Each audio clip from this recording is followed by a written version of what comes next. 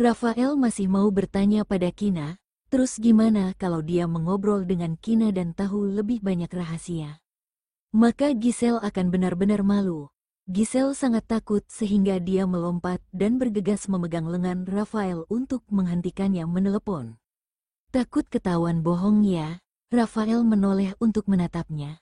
Giselle, ada keheningan selama 30 detik dan kemudian dia hanya bisa menganggukkan kepalanya dengan pasrah. Pria ini sudah menganggap kalau Giselle membelinya sendiri, jadi lebih baik dia mengakuinya. Wow, ini lebih memalukan daripada sebelumnya. Dia sangat malu tapi mungkin akan terbiasa kalau dia tidak punya rasa malu lagi. Lagi pula, Giselle memang ingin mengejarnya. Rafael menghela nafas dengan kesal, lalu berkata seperti seorang guru yang mendidik muridnya, kita ini sama-sama orang dewasa. Jadi kalau kamu mau beli, ya beli saja dan tidak perlu menyalahkan orang lain seperti yang barusan kamu lakukan. Oke? Giselle menggertakkan gigi dan dengan berat menganggukkan kepalanya. Bagaimanapun, dia sudah mengakuinya dan akan terus melanjutkannya sampai akhir. Kina, dia ini tidak bisa diandalkan dan Giselle harus memarahinya. Dia merasa menyesal. Rafael berkata lagi, terus kapan kamu akan memakainya untukku? Giselle menundukkan kepalanya dan berpikir, apakah dia tidak bisa berhenti membahas topik ini?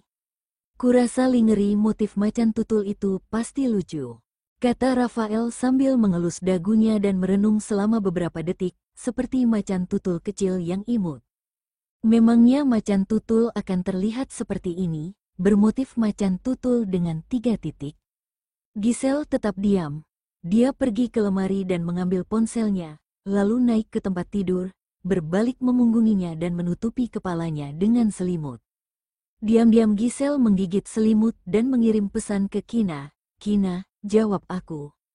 Kina, ya, kenapa heboh banget, kamu gagal menggodanya? Giselle menjawabnya, gagal menggodanya, aku sangat malu dan akan mati karena malu. Aduh, kok bisa sih kamu beli barang seperti itu?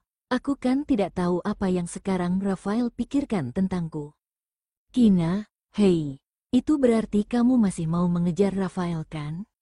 Sampai kapan kamu mau mengejarnya? Aku kasih tahu kamu ya, kurasa temperamen Rafael itu mirip sama tuan muda kedua dan dia itu pasif. Aku yakin kalau kamu memakai lingerie itu dan memakai jubah mandi di luarnya, terus kamu cium dia dan membuatnya bergairah, maka Rafael akan lepas kendali dan melepas jubah mandimu. Ketika dia melihat apa yang kamu pakai di dalamnya, pasti hal yang tidak terkendali akan terjadi. Giselle, aku tidak mau bicara denganmu lagi. Begitu dia meletakkan ponselnya, Giselle terkejut ketika merasakan selimutnya terangkat. Ia berbalik dan melihat kalau itu adalah Rafael. Membuatnya teringat apa yang terjadi sebelumnya dan Giselle langsung membeku karena malu. Jangan tutup kepalamu dengan selimut. Nada bicara Rafael sangat elegan dan tenang. Kalau melihat dari ekspresinya seolah-olah tidak terjadi apapun. Giselle mengangguk dengan wajah yang merona lalu berbalik ke arahnya. Dia merasa dirinya lemah, menyedihkan, tidak berdaya dan hanya bisa menggigit ujung selimutnya. Setelah itu Giselle mendengar suara Rafael dari belakang. Lebih baik untuk saat ini kamu jangan pakai lingerie itu. Kalau tidak nanti setelah kamu melahirkan, aku khawatir kamu tidak akan bisa menanggungnya. Giselle, dia tidak bisa membiarkannya tidur dengan tenang ya. Oke, tidurlah, good night. Setelah mengatakan itu, Rafael mematikan lampu di kamar. Dan menarik Giselle ke dalam pelukannya. Di rumah keluarga Okto, Kina yang masih bersemangat, masih heboh, mengirim pesan pada Giselle dan dia tidak tahu kalau Giselle sudah tertidur. Kina, hei balas aku dong, Giselle, nyonya Rafael. Kina, besok malam, ingatlah apa yang aku bilang sebelumnya. Kamu pakai lingerie dan gestring itu di dalam dan pakai jubah mandi di luarnya. Kina, jangan ikat jubah mandimu terlalu kencang, supaya tulang selangka dan belahanmu sedikit terlihat, pasti membuatnya tidak bisa berhenti deh. Dia sudah mengirimkan hampir 10 pesan WeChat berturut-turut, tapi Giselle masih tidak membalasnya. Kina berpikir dalam hati, mungkin saja gadis kecil itu sebenarnya pemalu. Meskipun dia pemalu, tapi masih ada yang harus dilakukan dan Kina akan bicara dengannya besok. Kina melihat jam dan ternyata sudah cukup malam. Dia bangun dari sofa dan bersiap untuk mandi. Saat berbalik, dia terkejut melihat Ezra yang berdiri di belakangnya. Kemudian berkata dengan sedikit mengeluh, "Kapan kamu pulang?" "Kamu pulang tapi sama sekali tidak bicara. Kamu mau coba menakuti istrimu sampai mati ya?" "Aku baru pulang saat kamu lagi mengajarkan Giselle cara menggoda Rafael," jawab Ezra. Kina, aku tidak percaya kalau kamu menyusun rencana untuk memuaskan aku." Setelah mandi dengan bersih, memakai lingerie yang baru dan seksi, kemudian berbaring di tempat tidur dengan jubah mandi yang longgar dan saat aku tidak lihat kamu akan menindih juga menciumku. Sebelum Ezra selesai bicara, Kina menutup mulutnya dengan paksa. Kina mengancamnya dengan kejam, "Diam. Jangan bicara lagi. Malam ini kamu tidak boleh bicara sedikit pun, kalau tidak, kamu akan dapat masalah." Sialan, dia hanya sedang mengajari Giselle untuk membuatnya jadi lebih berani. Tapi jika Kina harus melakukan hal seperti itu, dia benar-benar tidak bisa melakukannya. Ezra menarik tangannya ke bawah, seperti menenangkan kucing kecil yang sedang marah. "Oke, ayo mandi." Kina mendengus, berbalik dan berjalan menuju kamar mandi. Ezra sudah mandi di ruang kerja dan setelah melihat Kina berjalan ke kamar mandi, dia berbaring di tempat tidur dan bersiap menunggu seseorang untuk memanggilnya nanti. Benar saja, setelah sekitar 20 menit, pintu kamar mandi dibuka sedikit dan Kina menjulurkan kepalanya. "Ezra, di kamar mandi tidak ada jubah mandi atau piyamaku, tolong ambilkan." Bahkan handuk mandinya yang besar juga tidak ada, padahal sebelumnya ada di sana. Mungkin saja pelayan itu ceroboh, jadi dia lupa menaruhnya lagi di situ. "Oke, tunggu sebentar." Ezra mengangkat selimut dan turun dari tempat tidur lalu berjalan ke lemari untuk mencari. Setelah mengambil pakaian, dia berjalan ke pintu kamar mandi dan mengetuk pintu. Tidak lama ada tangan putih dan lembut terulur dari dalam. Ezra menaruh benda itu di tangannya dan Kina yang mendapatkan potongan-potongan kain itu menarik tangannya. 3 detik kemudian, "Ezra, benda apa yang kamu ambil?" Kina berteriak marah dari dalam kamar mandi. Dia menatap kain renda hitam kecil yang menyedihkan di tangannya, berharap bahwa benda ini akan berubah jadi debu dengan hanya menatapnya. Ezra menjawab dengan serius, "Tadi malam aku beli itu untuk kamu. Kamu tahu kan, kalau pakai pengiriman ekspres super cepat dan barang itu sudah sampai hari ini. Coba pakai itu supaya aku bisa lihat efeknya di bagian atas tubuhmu. Kalau tidak terlihat bagus, aku akan komplain." Kina memaki dalam hatinya, pakaian macam apa ini? Daripada harus memakai benda memalukan seperti ini, dia lebih suka telanjang. Seumur hidup dia tidak ingin memakainya. "Ambilkan jubah mandiku," perintahnya. Ezra menjawab, "Kamu pakai itu dulu dan aku akan berikan itu padamu."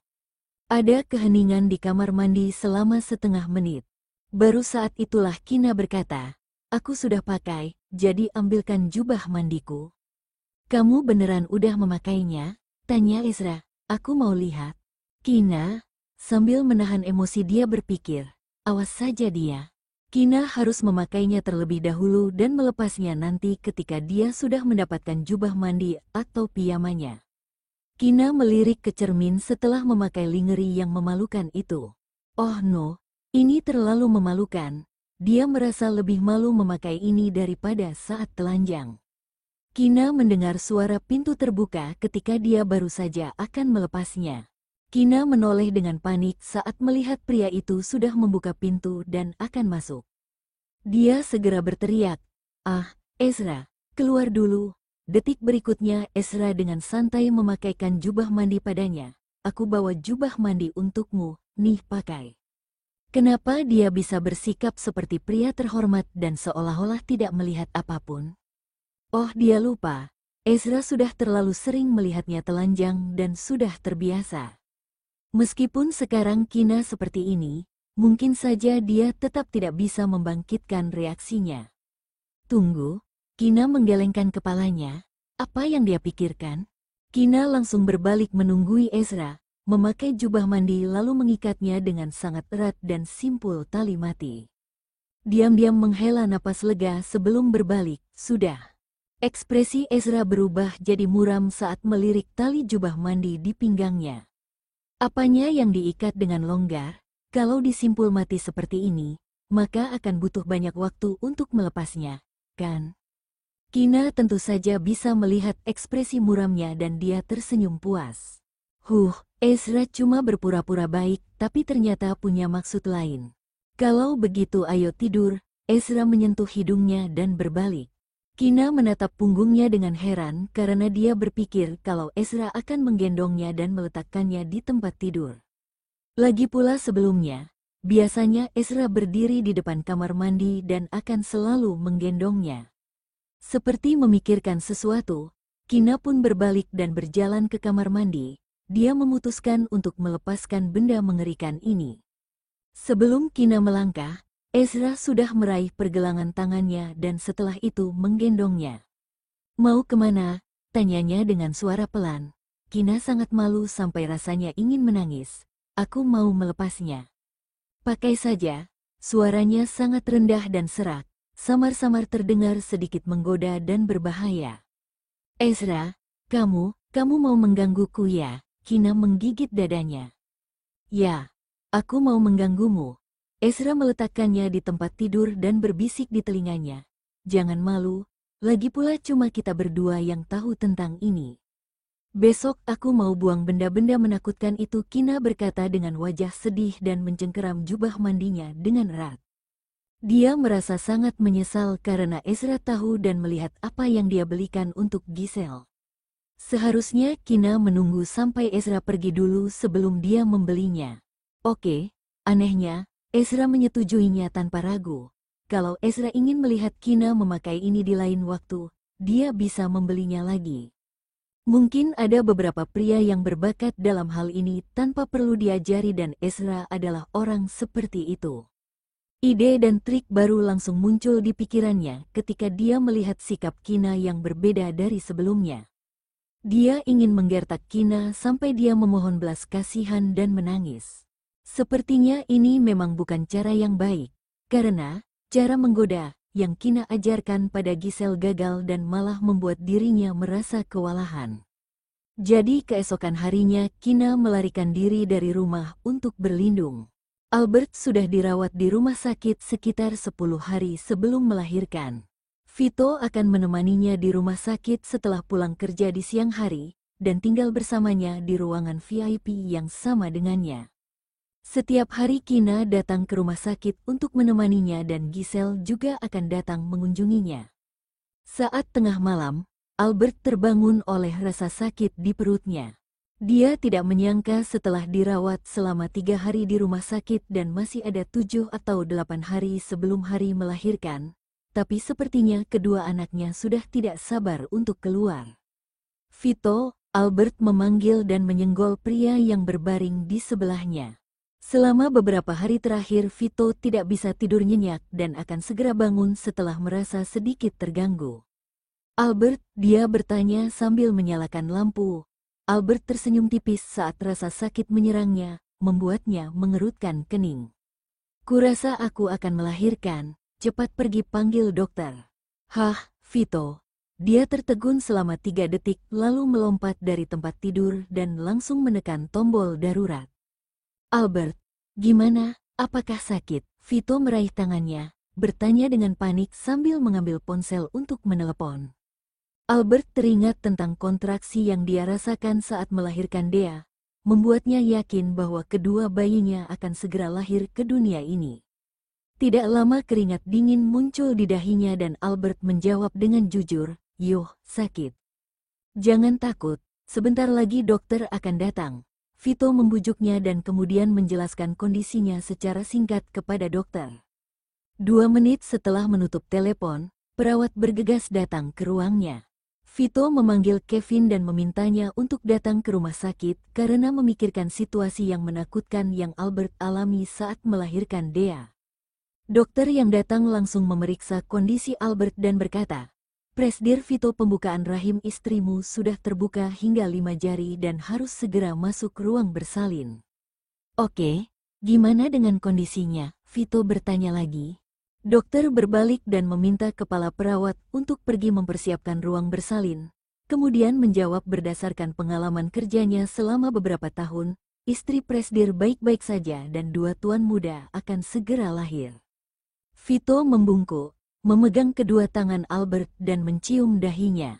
"Kamu dengar yang dokter bilang, kamu baik-baik saja dan akan segera melihat bayinya. Jangan takut. Aku akan tunggu di luar ruang bersalin dan sebentar lagi Kevin akan datang." Vito menenangkannya dengan suara hangat. "Ya, jangan lupa kasih tahu ibu dan ayah." Albert mengangguk sambil menahan rasa sakit dan mengingatkannya. Dia tidak takut sama sekali karena Vito ada di sini. Karena pembukaan rahimnya sudah 5 jari, Albert tahu persalinannya akan lancar dan seharusnya dia bisa melihat bayinya dalam 2 atau 3 jam lagi. Memikirkan hal ini membuatnya merasa seluruh tubuhnya penuh dengan semangat untuk berjuang. Setelah melihat Albert memasuki ruang bersalin, Vito menelepon untuk memberitahu keluarganya bahwa Albert sudah memasuki ruang bersalin. Orang-orang dari keluarga Okto, terutama kakek Okto, menjadi heboh ketika mendengar itu. Setelah itu mereka langsung memerintahkan para pelayan untuk membawa perlengkapan ibu dan bayi yang sudah lama disiapkan ke dalam mobil dan bersiap pergi ke rumah sakit. Sedangkan Kevin, dia langsung bangun setelah menerima telepon dari Vito. Kevin mengetuk pintu kamar orangnya untuk memberitahu mereka bahwa Albert sudah masuk ruang bersalin dan dia akan bergegas pergi ke rumah sakit. Jika orang tuanya ingin pergi bersama, maka mereka harus cepat. Lalu dia kembali ke kamarnya untuk mandi. Ibu Kina tahu kalau putranya bergegas ke rumah sakit karena Vito merasa khawatir. Jadi dia bergegas mandi dan ikut Kevin pergi tanpa membawa beberapa perlengkapan ibu dan bayi yang sudah dia siapkan untuk Albert. Jarak rumah keluarga Libra lebih dekat ke rumah sakit daripada keluarga Okto. Jadi keluarga Okto belum tiba ketika Kevin dan keluarganya sudah sampai di rumah sakit. Tuan muda ketiga, gimana kondisi Albert? Sudah berapa lama dia ada di sana? Ibu Kina berkata dengan panik.